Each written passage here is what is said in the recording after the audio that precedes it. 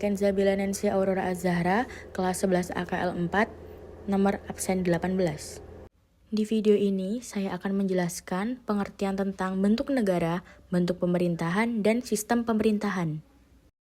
Bentuk negara adalah cara suatu negara mengatur wilayah dan pemerintahannya, khususnya dalam hal pembagian kekuasaan antara pemerintahan pusat dan daerah. Bentuk negara dibagi menjadi dua. Satu, negara kesatuan atau unitaris. Kekuasaan tertinggi berada di pemerintah pusat. Daerah-daerah hanya melaksanakan kebijakan yang ditetapkan pusat.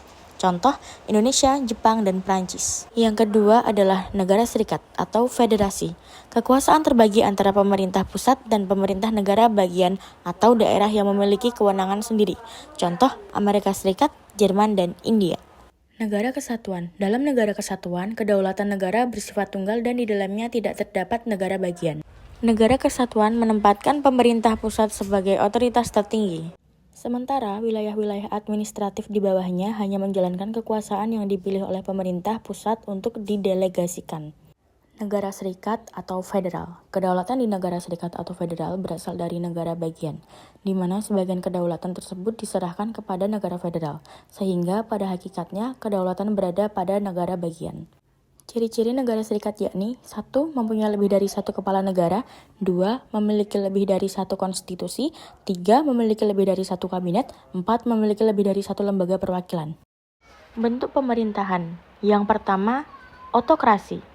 Adalah negara yang diperintah dengan kekuasaan tunggal seperti raja atau diktator yang tidak dapat diganggu-gugat. Selanjutnya, oligarki. Oligarki adalah pemerintahan yang dijalankan oleh beberapa orang yang berkuasa dari golongan atau kelompok tertentu. Selanjutnya, monarki. Adalah bentuk pemerintahan yang kekuasaannya dipegang seorang raja atau kaisar. Pada sistem pemerintahan tersebut, biasanya akan berlangsung sepanjang hayat sang raja, ratu, atau sultan. Selanjutnya akan digantikan oleh penerusnya yang berasal dari keluarga kerajaan. Dan yang terakhir, republik. Adalah negara yang dijalankan berdasarkan prinsip kedaulatan rakyat yang dilaksanakan secara demokratis melalui pemilihan umum. Kemudian ada sistem pemerintahan. Sistem pemerintahan diartikan sebagai suatu tatanan utuh yang terdiri atas berbagai komponen. Pemerintahan yang bekerja saling bergantungan dan memengaruhi dalam pencapaian tujuan dan fungsi pemerintahan. Sistem pemerintahan presidensial. Sistem pemerintahan presidensial adalah model pemerintahan di mana presiden memegang dua peran penting, yaitu sebagai kepala negara dan kepala pemerintahan. Presiden dipilih melalui pemilu langsung oleh rakyat dan memiliki kekuasaan eksekutif yang terpisah dari kekuasaan legislatif dan yudikatif. Dalam sistem ini, terdapat pemisah yang jelas antara cabang eksekutif, legislatif, dan yudikatif. Sistem pemerintahan parlementer. Kepala pemerintah adalah Perdana Menteri yang dipilih oleh parlemen dan bertanggung jawab kepada parlemen. Di sini, kepala negara biasanya hanya memiliki fungsi simbolis, seperti raja atau presiden. Sementara pemerintah sehari-hari dijalankan oleh Perdana Menteri yang memimpin kabinet. Kemudian ada sistem pemerintahan semi-presidensial, yaitu campuran antara sistem presidensial dan parlementer. Dalam sistem ini, ada presiden yang dipilih langsung oleh rakyat dan memiliki kekuasaan yang cukup besar. Tetapi ada juga Perdana Menteri yang dipilih oleh parlemen dan bertanggung jawab kepada parlemen.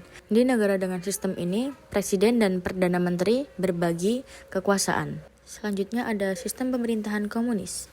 Bentuk pemerintahan di mana negara mengendalikan seluruh aspek kehidupan sosial, ekonomi, dan politik dengan tujuan untuk menciptakan masyarakat tanpa kelas. Dalam sistem ini, Partai Komunis berperan sebagai kekuatan utama yang mengontrol pemerintahan, dan negara memiliki kontrol penuh terhadap sumber daya ekonomi dan industri. Selanjutnya ada sistem pemerintahan demokrasi liberal. Sistem pemerintahan di mana prinsip-prinsip liberalisme dan demokrasi diterapkan, yang menekankan pentingnya hak individu, kebebasan sipil, dan pemerintahan yang dipilih oleh rakyat. Dalam demokrasi liberal, terdapat pemisahan kekuasaan antara eksekutif, legislatif, dan yudikatif, dengan mekanisme checks and balance yang ketat. Kemudian ada sistem pemerintahan liberal. Pemerintahan liberal lebih menekankan pada kebebasan individu, pasar bebas, dan pemerintahan terbatas. Dalam sistem ini, negara berperan terbatas dan banyak kebijakan sosial dan ekonomi didorong oleh prinsip-prinsip pasar bebas.